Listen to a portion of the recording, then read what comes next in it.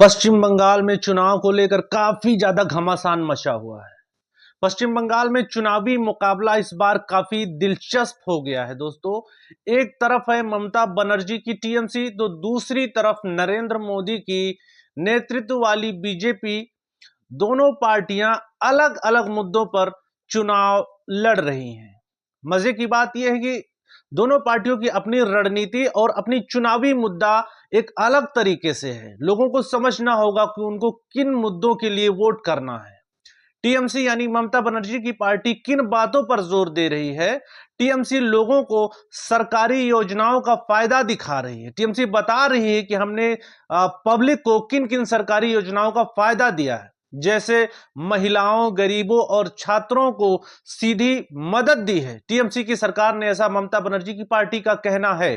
ममता बनर्जी बंगाली अस्मिता यानी बंगाल की भाषा, संस्कृत और पहचान को बचाने की बात कर रही हैं।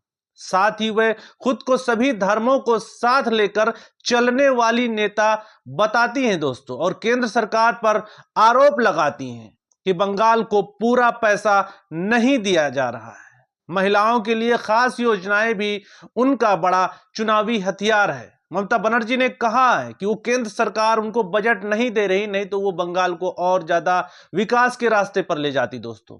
अब बीजेपी भी अपने अलग मुद्दे को लेकर इलेक्शन के लिए रेडी है। बीजेपी किन किन मुद्दों पर बात कर रही है, किन मुद्दों को उठा रही है? बीजेपी टीएमसी पर भ्रष्टाचार के आरोप लगा रही। बीजेपी का कहना है कि टीएमसी ने यानी ममता बनर्जी ने भ्रष्टाचार किया, खासकर भर्ती घोटालों को लेकर। लोगों को सरकारी नौकरियों में भर्ती को लेकर टीएमसी ने घोटाला किया, ऐसा भारतीय जनता पार्टी का कहना है। वह कानून व्यवस्था और हिंसा के मुद्दे को भी बड़ा बना रही है दोस्तों। इसके साथ ही हिंदुत्व, सीएए, एनआरसी और बांग्लादेश के घुसपैठ जैसे मुद्दों पर जोर दिया जा रहा है। बीजेपी कहती है कि अगर राज्य और केंद्र दोनों में उनकी सरकार होगी, यानी डबल इंजन की सरकार होगी, सेंट्रल गवर्नमेंट में भी और बंगाल में भी, तो विकास तेजी से होगा दोस्तों, ऐसा भारतीय जनता पार्टी का कहना है। असली लड़ाई किस बात पर है, सीधी नजर करते हैं उस पर।